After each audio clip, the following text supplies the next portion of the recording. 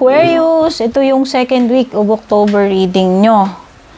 Aquarius, ito ay for October 8, 9, 10, 11, 12, 13, 14. So, kahit kailan mo ito mapanood dun sa period na yon. At kahit tapos na, kung nakaka-resonate ka, baka talagang para sa'yo ito. Aquarius, of course, this is not a personal reading. Pwedeng mag-resonate, pwedeng hindi. So, take only what resonates. Aquarius, if you haven't subscribed yet sa aking YouTube, please don't forget to subscribe. Paki-like and follow na rin yung aking Facebook, Instagram, and TikTok. Do not forget to send a private message kung magbubuka ng personal reading. At lahat ng detalye na yan makikita ninyo sa description below. Aquarius, ano ba itong mga posibilidad sa iyo ngayong second week of October? Your lucky day, Aquarius, is Wednesday, and your lucky numbers are, kung mabagal ka, pwede mong i-pause, i-rewind itong video. Lucky numbers are 41, 35, 54, 34, 20, and 38. So, let's try to take a look kung ano ba itong overall energy mo, Aquarius, itong second week. Pagpasensyahan nyo na guys, may mga time na hindi ako nakapag-upload. Kailangan din ng, alam mo yun, kailangan din ng self-care. Ayoko rin naman magbasa pag hindi maganda yung energies ko, masakit yung ulo ko, makaka-apekto sa readings natin yan. Pero huwag kayong mag-alala, hindi po ako maglalaho. May mga time lang na may mga bagay na importante, priority, at mas inuuna kong gawin. No? May mga personal readings din tayo. O minsan may mga family matters. Yan. Kailangan nating i-prioritize. Overall energy mo, Aquarius, second week. In the flow, everything is smooth sailing. Wow! Mukhang maganda yung takbo ng mga bagay-bagay para sa iyo itong second week. Oh, you will not encounter mabibigat na problema, challenges, no? Mukhang smooth sailing. Ito yung mga ginagawa mo o yung mga, kumbaga, swabe yung dating ng ng mga events para sa iyo, no? Ano yung possible outcome? Mukhang magiging okay naman itong second week mo. Hopefully, hindi pa natin nakita lahat ng cards. Yung possible outcome mo, Aquarius, is overcoming obstacles. You can overcome anything, just like the In the Flow card. Ang sinasabi niyan, mukhang smooth sailing. Kasi ayan, no, pati yung mga obstacles, problema, masusolve at masusolve mo. Ito yung outcome mo. So, ano mang kaharapin mo, magra-run smoothly, mag-flow smoothly, wala masyadong aberya, hindi ka mag-i-struggle ng matindi, magiging maganda yung outcome. Ang ganda ng energies. So, take a look natin yung iba pa. Aquarius, parating sa iyo. Tumalon. Wow, yung iba sa inyo dito, lilipat kayo. Pwedeng actual na lilipat sa ibang lugar. Lilipat ng tirahan, lilipat ng trabaho. Basta merong pagta-transfer dito into a better place or situation na. Kasi new home and new attitude, ibig sabihin bago. Di ba pag bago maganda? Oh, ayan. Oh, you are moving into something new and mas better. Whether tirahan man yan, trabaho, etc. na may nag-a-apply sa iyo, Aquarius. Meron ka ring quill. Get back to the basics, Aquarius. Hindi ito yung time na maging very complicated ka or mag-focus doon sa mga bagay na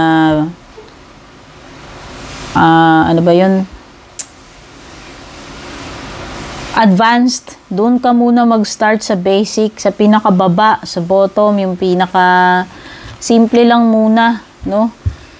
Yung mga basic munang pangangailangan yung unahin mo dito. Huwag ka munang mag-go over the top doon sa mga bagay na komplikado. Hindi ito yung time na yon. Hindi itong second week of October yun.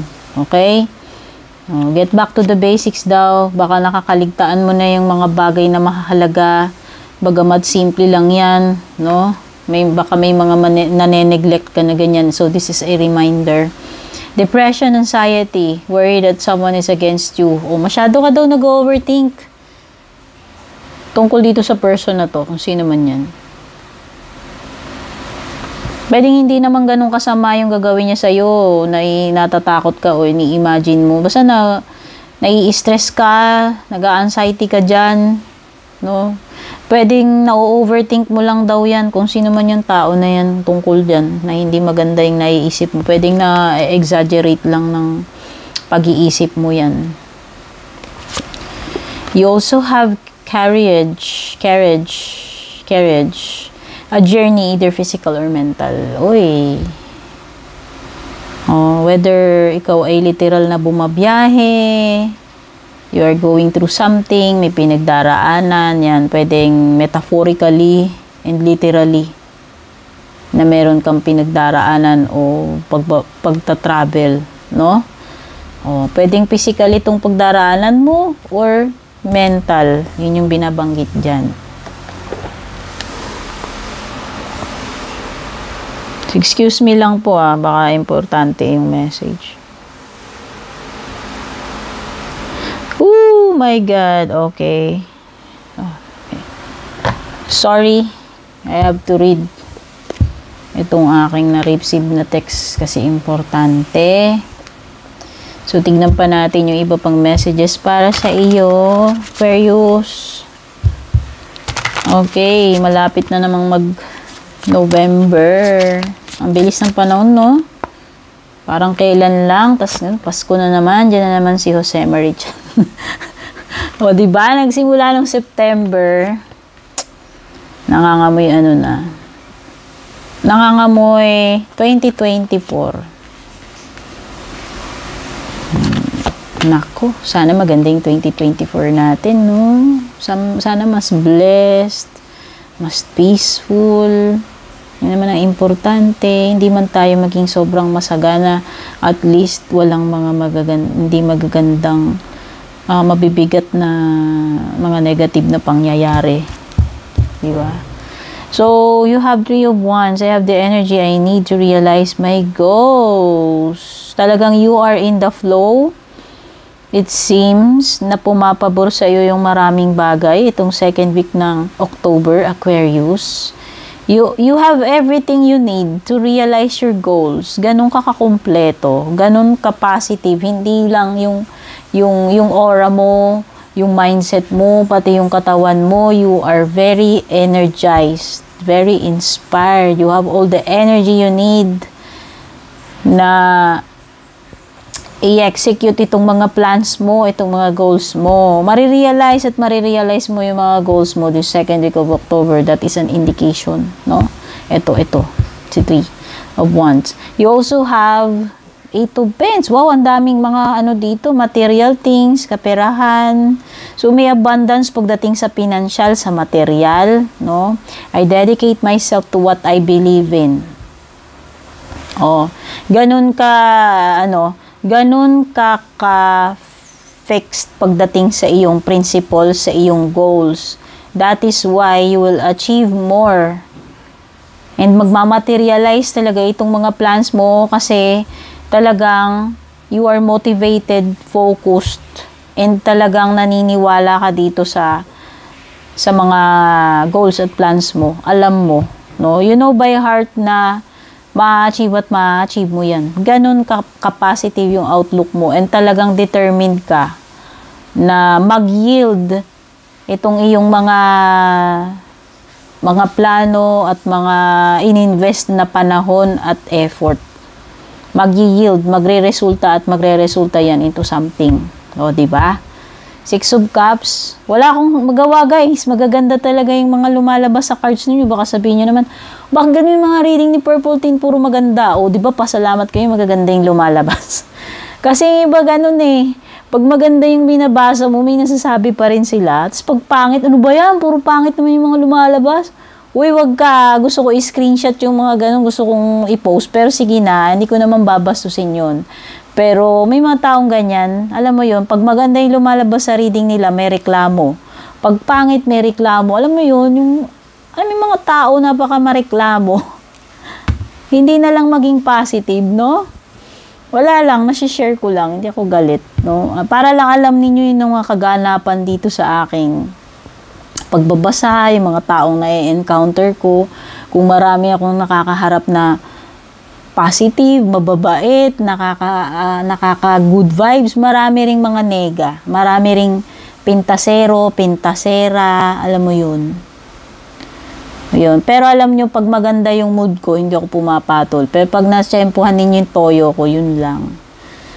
May mga time na gano'n. O, diba? Nasa na ba tayo? Six of Cups. I remember and treasure past happiness. Oy, may nostalgia dito eh. Itong second week of October para sa inyo, Aquarius. Ano ba ito na sumasagi sa isip mo?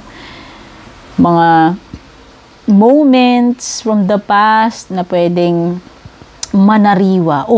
Manariwa. Tagalog. Basta may mga bagay na maaano dito.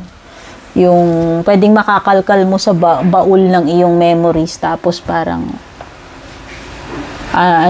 mare-revive sa iyong memory. Yun lang. May mga bagay na maaalala ka or nami-miss. No? Mga bagay from the past. And Eight of Swords, I release myself from self-inflicted bind. So this is a good indication. Kasi kung ano man yung nagtali sa iyo for so many years, or kung how long ka nang na-stuck sa ganong situation, finally you are realizing na pagtatanto mo na, Aquarius, na matagal kang nag-aksaya ng panahon, no? Sa bagay na yon, sa sitwasyon na yon na akala mo nung una pwedeng hopeless na, hindi ka na makakaalis doon, pero hindi ka makapaniwala ngayon, second week of October, na nakaalis ka na ron. Alam mo ba na a lot of things ang nangyayari sa loob ng isang taon. So, pwedeng last year, nandito ka lang sa progress mo, and by this, after 8 months, magugulat ka, hindi mo akalain, I've come a long way, nandito na pala ako, hindi ko na-imagine na mararating ko to, yung mga ganun, yan. So, ito yung mga miracles na nangyayari sa atin. No, na akala natin, hanggang dito ka na lang, pero hindi pala, no? May mararating ka pa pala. So, yun, basta importante talaga yung mindset, yung pagiging positibo. So, kahit gaano ka negative yung situation, tinatry pa rin nating maging positibo. Diba?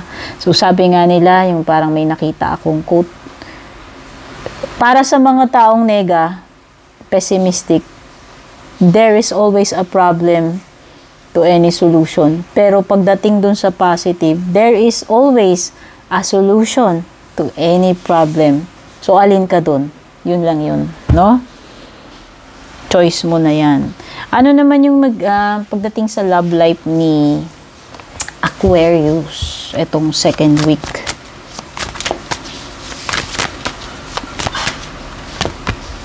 Uy, lasting, forbidden. Ako, may mga bawal dite. Something na hindi dapat. Pero parang alam mo yun, mahirap pigilan. May mga sitwasyon dite, October 2nd week, na magiging marupok ka or si person mo. May posibilidad nga. Alam mo, may posibilidad na ma-tempt. Hindi ko alam kung sino sa inyong dalawa ito. Posibilidad na gumawa ng hindi dapat. Kasi nga maaakit, magiging pwedeng manalo si karupukan kaysa si katatagan. Nasa sayo na yan. Kung magiging marupok ka ba o hindi, o itong person mo, nasa sa kanya na yan kung magiging marupok siya o hindi. Pero may mga possibilities dito, no? Na maging marupok na gumawa ng hindi dapat. Okay? Okay, pwedeng yung iba sa inyo dito nangyari na to kasi may apology dito. So, pwede, matetempt itong person na to, whether ikaw yan o yung person mo. Pero marirealize din niya, alam niya eh, kasi pwedeng aware talaga siya na malito, pero gagawin niya. Tapos hihingi din ng sorry. Diba? Alam mo yun, alam namang mali, pero ginawa pa rin. Tapos hihingi ng sorry. Eh, ano na lang say nung isa? O bahala na kayo mag-usap dyan, no? O pwede nga nai-stress ka dyan eh. Kung ikaw yan eh, kung yung person mo itong pasaway dito na magiging marupok, tas ikaw yung nai-stress dun sa ginagawa niya. Tapos, para sa kanya, pagkatapos niyang gawin, hingi lang siya ng sorry. No? Yan yung energy na na-pick up ko. So, tignan na natin yung closing message or advice para sa iyo. Itong second week, Aquarius.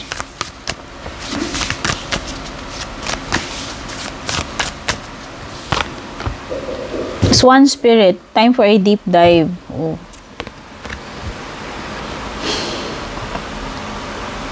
Aquarius, kailangan mong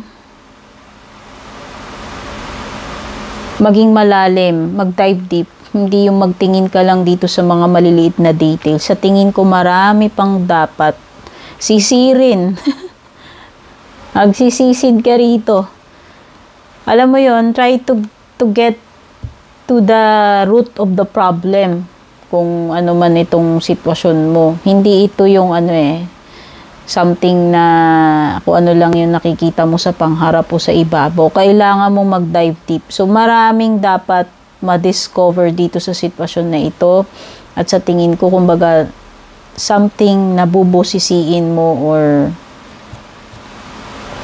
alamin mo yung pinaka-root cause.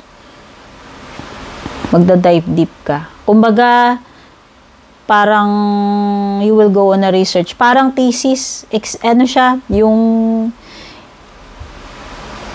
extensive yung gagawin mong proseso.